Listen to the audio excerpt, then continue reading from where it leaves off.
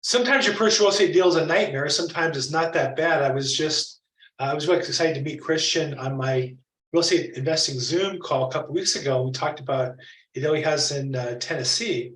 And just in prepping for this call, he was a little ashamed that it wasn't more difficult or more problems to share with you guys. And I think it's okay to see that sometimes there's not a lot of problems, but sometimes it's one problem. Either way, real estate's never the same. Christian, thanks for joining us on our call today. Yeah, Bill, thanks for having me. I'm excited to talk about my early journey in real estate, but I'm happy to be here. Great. So give me an idea of first off, what got you into real estate investing? What got you interested in that and how did you get started? Yeah, so growing up, I've always just been, I would say, mesmerized by looking at houses, especially the big apartment buildings around here in South LA. I'm in the Bay Area, South Bay. So just driving around with my family, just growing up, I've just always been in love with it and kind of just said, one day I'm going to own one of those. And then basically through school, college, I was a little background of myself. I was a soccer player my whole life, professional player as well. And basically during that process, obviously my whole identity was soccer, but I still wanted to go into real estate. And I knew something that's, a good retirement or a good, alternative way of investing to retire early in the future. So basically when I stopped playing, I basically just said, you know what, I'm going to go into the job that I do now and also invest on the side as well. So I would say through high school, college, I was just educating myself as much as I could, just by reading books, listening to podcasts, blogs, you name everything, right? And then eventually I got to the point where, I really wanted to kind of, step foot into the game of real estate investing. And I actually decided to join a networking group, really to kind of just, commit to myself and kind of invest in myself of saying, hey, if I want to take this serious, let's actually join a group, network with people who have 5, 10 years, 15 years of experience, learn from them, and hopefully I can help them out, and then from there land a deal for myself. So Nice. basically what I did was join a group, started networking like crazy, took in all the information that I could from day one, and basically, like, I would say 6 months, 7 months later was when I was able to get this 8 unit out with a couple partners out in Tennessee, which was, I was happy about that. So let's talk about you grew up here in California. I grew up everywhere, but I would say most of my life I grew up in California. So I was born in San Jose, moved out to Virginia, lived in Virginia for 10 years, lived in Kansas for 3 years, back to Virginia for like 6 months, 7 months, came to LA, grew up in LA for like, I moved here in 7th grade, and then basically lived here till my sophomore year of college before I moved down to Mexico to play professionally for a bit. So I would say 8, 9 years in LA, and then I moved back here and back in LA now. And I've been here for I moved back in December, basically. But at no time you're living in Tennessee. So how did you end up No. investing in Tennessee and how do you feel comfortable doing that? Yeah, so the networking group that I joined, one of my partners that's with me on this deal, he's actually based in Tennessee, so he's the boots on the ground for us.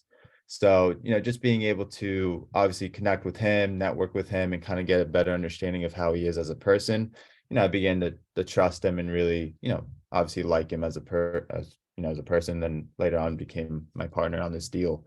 So from there, it was just kind of an easy, I would say, transition into just building a relationship with him, trusting him, and then getting the opportunity to invest in that deal. And then basically just said, hey, like, he's like an hour and a half from the property, so it's fine, and he can check in every now and then if we have any issues. But yeah, that's pretty much it. Have you ever been to the property you invested in Tennessee? I haven't yet, honestly. Have you ever been to the state of Tennessee? No, I haven't. Okay. So that shows some confidence. How did you want to pitch the network you're involved with? What group is it that you network with? Yeah, it's Rod Cleef by any chance? I don't. Yeah, so he has a podcast out there that he talks about multifamily. He's been investing his whole life as well, and he has like a mentoring networking group basically. So I joined that, and that's basically where I was, where I was able to meet, James and Hemant are my two partners on the deal. I was able to meet them in that group. And then also just I joined a bunch of other those free Facebook groups as well that are out there, and just connect with everyone as possible. So right click, did you take a class, a boot camp, a seminar, a book? Obviously it's not all free, you invested time, I imagine Yeah. some money as well to learn. Yeah. I was just listening to his podcast. I connected well with him, like in terms of the podcast, because he talks a lot about like the mental side of being an entrepreneur, of investing in real estate. And I'm a big, I would say, like geek on that stuff. Like I love the mentality stuff, like kind of getting yourself mentally focused. It kind of translate a lot to how the things I did when I was a player. And then, in his podcast, he talks about it a lot. Then he did a boot camp that I joined as well. And I really enjoyed all the information. And then for me, obviously, for being newer, I was just like, you know what, this feels like the right fit. Then obviously I did a call with his team, and did a whole like interview process to make sure I was the right fit for them and everything. And then just through that whole process, I just knew, like, you know what, this seems like a good fit for me. So I decided to join and kind of make that investment towards myself, obviously, and not towards the group. And then I would say, obviously, it's paid off within the first, I would say, 6-7 months since I joined the group, because that was when I was able to get this 8-unit deal out in Tennessee with my partners. And the return that we're getting on that is, obviously, I say a gold mine, and we were lucky to get a deal like this, or fortunate to get a deal like this. Well, I think everything else, you did your work and put yourself in a position to be fortunate. It's not, a lot of people who could have invested in Tennessee in this property and didn't, you did because you did the work. And the thing I always find interesting when I talk to people who were, elite athletes, is that sometimes we think of mindset stuff as like sports and competition, but it's really high level performance in any endeavor, right? That I find that in real estate. I found that I didn't compete in athletics in college, but I was on the debate team. Yeah. I had a scholarship, travel the country for USC. That's as competitive as any sport, not physically, but mentally. I had a mindset to compete. And I think it translates in business that if you want to succeed, you got to be mentally in the right position and then doing the work every day so that when the opportunity is there, you're ready to play. So do you mind sharing some of the numbers? How much did you initially invest in the property in Tennessee? And then what have you gotten back so far? Yeah, so I had the numbers down right here. So total that we put into the deal, between basically, to be fully transparent, I did bring in a capital partner, which was my dad, for the full funding on my side, right?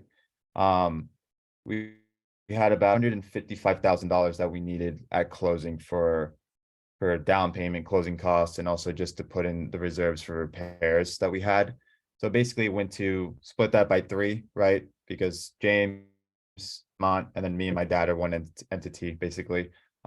We put in around like 55,000, around there. And then obviously the down payment was 105,000. So it's 25% down, 5% interest rate with 5 years of interest only on that deal. And yeah, so like the average rents going into the deal was, it's 8 units. Average rents were $475 going into it. The whole business plan for us was actually to just raise rents to $550, and we would have gotten like a really good, like I think it was like 10% cash on cash, and then the IRR ARR was around like 17-18%. But then Oh, when we were going into it, talking to the property managers and kind of interviewing different property managers, the one that was already in-house, I would say, they kind of told us, like, look, like where we were located, it's in Livingston, Tennessee, which is outside of Cookeville, and then Cookeville's like an hour or so from Nashville. Since Nashville was booming and growing like crazy, people are actually moving outside of the city and going towards the smaller secondary markets or tertiary markets. And a lot of people were going to Cookeville. And then eventually Cookeville got super crowded, that there was not enough, supply, I would say, that they started looking at Livingston. And then she said, like, honestly, like I know you guys were talking about the business plan about, hey, like you wanted to go to 550, but you could actually probably go to 650, 700 right now if you wanted to, without having Nice. any major repairs and, you know, cosmetic stuff. So we're like, okay, I mean, sounds good. So we started to test the water, test the market a little, and it was smooth sailing. Like from there, we went from like an average rent of like 475, like I said, to like 650, then Boom. slowly to 700, and then now we're actually at 830. So like Oof. almost almost doubled to nine. Obviously 900 would be great. It means we've almost doubled the rents, right? But you know, we spent 12 grand on fixing the porches on or porches slash decks that the units had. They were just, made out of wood. They were kind of rotten and they were just falling apart. So we decided to replace all of them and kind of make them brand new for everyone. And that was about, like I said, 12 grand to replace all 8 porches basically. Um, and then we tested one of our units that we actually renovated. We put around, $5,600 into it of basically LVP, right? New cabinets in terms of just kind of repainting, resurfacing, paint them, got rid of the carpet. There was this, the carpet was okay, a little bit outdated. So we did the LVP, like we said, on the bottom floor and then the top floor as well. And basically from there, we were able to raise the rents to 875. We tried to test the 900, 925 number after fully renovating it, but there was some interest, but not very strong interest. So we're like, you know what, let's just take a step back. Let's just, put it down a little, especially now how, I would say inflation's going and kind of people just don't want to be, paying a lot in rent, especially I think in a tertiary market. We're just like, let's just, take a step back, get the 875, like we said, that we're happy with. Cause at the end of the day, like our whole business plan was at 550 and, we're able to get 875 out of it now. So, after doing that, we did that last month, basically we got the new tenant in. Now our average rents went up to that 830 number, which it's been great. And then from there, it's just been, like I said, smooth sailing in terms of, no major problems or issues. I was telling you a little bit before, like the only major issue that we had was like an HVAC unit that blew out, basically. But that was during the transition period of transferring ownership to us. And, we kind of got into a little, debate or, argument with the previous seller saying, hey, like we all have like the timestamps and everything written saying that HVAC actually blew up when you were owning it, but we ended up paying, the whole fix for the HVAC unit because it was in the middle of winter and we were like, our tenant can't have an HVAC unit. We got to make sure they can have have their heat and everything during the middle of winter in Tennessee. So you bought the property for, I think you said 475, We bought it for $410,000. 410. Yeah. Based on the doubling of the rents almost, what do you think is worth today? At a 7 cap, which is kind of what the area of the market is, it's around like $770,000 based off how you evaluate obviously multifamily, right? So almost double the property, right? But we always say we've added around like 300,000 of equity into it. The cash flow that we're getting from it is a little over 1,000 now. And then obviously putting in, let's say 55,000, like our returns, like cash on cash so far, it's been like 24%, if my math is right, off the top of my head. Plus you got So some deductions the first year, probably. yeah, and all that type of stuff. So Nice. I've just been fortunate about it. I've been for my first deal, I always say it's a gold mine. In terms of just I think everything just kind of lined up perfectly for us in terms of the business plan of being able to beat those expectations of the rents, because obviously now talking to a lot of other investors, they're actually struggling to meet the rents that they're trying to push for, right, in their business plan. So for us to be able to go in day one and kind of hear the news like, hey, you can actually push to $100 more than what you guys expected, we were blown away. And then next thing you know, we're like $355 more than the average rents when we took over. So it's just like, and maybe there's still room for growth, obviously I think my whole plan is just kind of, let's just be smart, not get greedy, and just, make sure that we can take care of our tenants and make sure they're in good hands, especially I think in the time of how, things are difficult right now for a lot of people, I feel like. So let's just be smart and not just try to put them in a more difficult situation. So yeah. What's your plan from here? You obviously your first investment, you're getting good cash flow. You got some good equity built up. You got some good tax deductions already. Yeah. Is your plan to keep this? Your plan to flip it at some point and cash out and put money in another deal? Are you looking for another deal right now? Where are you at? Yeah, so on this deal, we'll add, we have a 3-2-1 like step down on it. So obviously first year, if we were to like sell first year, refinance it, first year we get a 3%, what's it called? Like, Prepayment penalty. yeah, prepayment penalty. And then second year is a 2-year 2%, and then the third year is a 1%, right? So obviously we've been talking about maybe the third year and eat the 1% prepayment penalty of maybe refinancing it, take the cash out, and then obviously we could keep it longer term. But the whole plan that we've had is just to keep this long term as a group together, because it's just kind of it blew all of our expectations. It's been like one of the best performing assets that we've had. Obviously for myself, it's my first deal, right? But for my partners as well, like they've been like, amazed as well, right?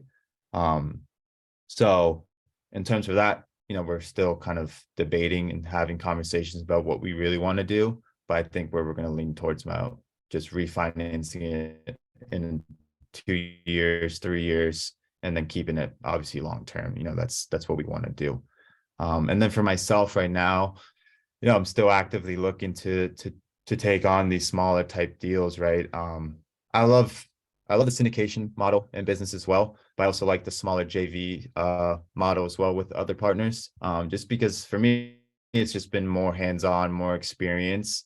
And obviously for me, it's just been slowly building my confidence in the real estate space and real estate investing, of getting a good understanding of like the true in and out of the business, right? Obviously, like I said, I was fortunate to have a great deal on my first one, but obviously I know in the future I'm going to have on other deals, you're going to have some, learning lessons and maybe some big headaches that come along. It's all part of it, right? So looking for smaller deals. Obviously in Tennessee, I love the Tennessee market. Just I think it's growing. Nashville's growing, right? And also I'm a big fan of Texas as well. I think San Antonio and Dallas are two really growing cities, and obviously you see a lot of people moving to Texas like crazy. A lot of companies are moving there. Job growth is crazy. And then yeah, I always have Florida on like kind of like on the back of my mind as well, because I do want to live in Florida and move out there eventually. So I've been kind of looking, but just kind of been focusing more in Tennessee and Texas, because that's where I've done all my research and market research on those markets a lot. How many deals do you look at? How often are you looking at deals? I look at deals every day. So I'll go through obviously Crexy, LoopNet, and then I go through brokerages, their websites, and kind of get on their mailing list. And then from there, I'm just connecting with brokers as much as possible to kind of deals. And then now I've been trying to work on more off market type stuff. Like this deal that we got was off market, that my partner found, James. He found it, called, and then was able to obviously negotiate the whole deal, which is great. Nice, Um, nice. so for me, I'm trying to obviously I trying to establish more the off market strategy and marketing game for myself, so I can target more of these smaller units. Like I said, I go between 5 to 12 units right now. And then obviously with the bigger syndication stuff, I have a separate team as well that I work with. And with them, we look for like 75 units to like 125 units in Texas as well. So Nice. obviously, so in terms to answer your question, for myself personally, I'm doing the off market stuff. So I'm looking at deals like every day. And then obviously with the team stuff, I'm looking at deals. I probably look at like 10 deals every day. in terms of just kind of looking through them. And then I do a preliminary analysis on the deal to kind of break down of the quick numbers to see if it's worth digging into the numbers, and doing a full underwriting on the asset. So I'll probably go, out of those 10, I'll probably do like 2 or 3 underwritings out of them. And I try to bust it out early in the morning, or I just wait kind of later at night when when I don't have to do a lot of my actual work stuff that I have to do. Great. Well, so if somebody wanted to either partner with you or tag along with you or present you a deal as off market that you think you might be interested, what's the best way for people to reach you? Yeah, I mean, on Facebook, obviously I'm active on Facebook a lot. So Christian Onalfo on Facebook, you can add me there, or you could also send me an email, which is CHONALFO at Golden Lion, LION equitygroup.com. So you can email me there or message me on Facebook as well. And I'm always happy to connect and help, and just, obviously I understand I'm not a expert, but I feel like I could always guide people towards the right direction of, if they have to learn something else, or, have more to learn, kind of bring them to the right resources to help them find the information that they're looking for. Like on your Facebook page, the picture you have their hustle. So tell me about that. Yeah. How's that? I'm sure it factors into your previous life as a athlete. How's that factor into real estate investing? Yeah, I mean, it's just, for me, it's just always just work, work, work. Like I have the mentality of just, like go, go, go and work, work, work, right? Some people think like I could be crazy because sometimes I probably just be working like crazy, and, fair. But to me, it's just, I'm passionate of what I do. I love real estate, and then obviously my job, I love it too, and I'm passionate about that. So for me, I don't view it as a job. I view it as just my passions, and just finding ways to, create a better future for myself, my future family, and also my friends around me. So, translating to how I was as an athlete as well, is just, at the end of the day, you have to put in the work to achieve the level that you want to achieve. And I think it just kind of correlates to any business, W-2 job, business, entrepreneurship. If you're passionate about something, you're dedicated, you're putting in the work, and you have a set plan or have a good plan in place, and you're kind of working towards those goals, or taking those baby steps towards the bigger goals, I think success is inevitable for you, right? So I'm always a big believer of just, something my dad and I always have a saying is, dream it, believe it, achieve it. So Nice. going for it. Nice. Well, look, I appreciate, I met you right away. You were very open and willing to share. I appreciate that. I run a podcast, really try to help brand new people get started. I get asked a lot, how do I get started? I don't have a program. I'm not looking to sell coaching. I'm just trying to point people in a direction where they may find success. And I think you're an example of what the hardest thing to do is to go from investment 0 to number 1. Once you've done 1, you have some confidence, you have some success, you have some money. It's a little easier to get going, but the first one's difficult. You've done that. Congratulations both on the success and also for being willing to help other people behind you. I really appreciate that, and I'm honored to help support you in that process. So I'll put your contact info in the notes here on watching on the video there. You'll see that. And Christian, thanks so much for your time today. I really appreciate it. Thank you. I appreciate it. All the best. All the best.